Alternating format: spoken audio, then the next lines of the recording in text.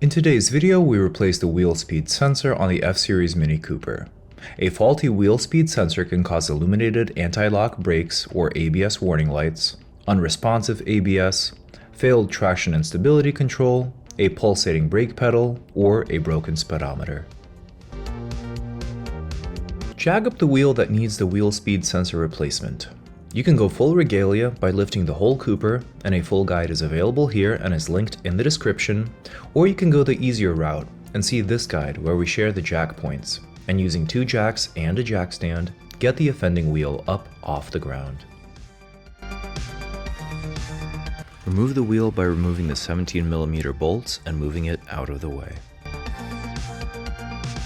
Next, we're going to disconnect the wheel speed sensor. If you're looking at the car at the front left, it is on the right side of the front left wheel, and it looks like it's a Torx T30.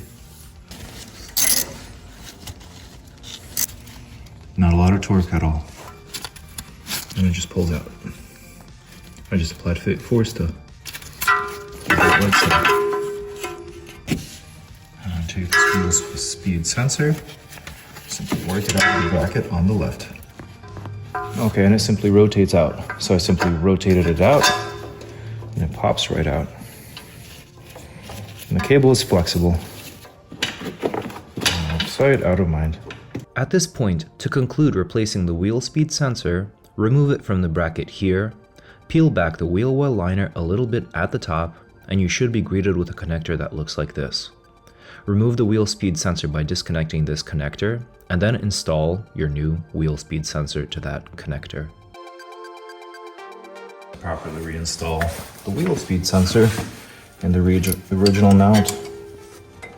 We pull it through. Goes from below up, like so. And it's locked into the bracket upwards, like so.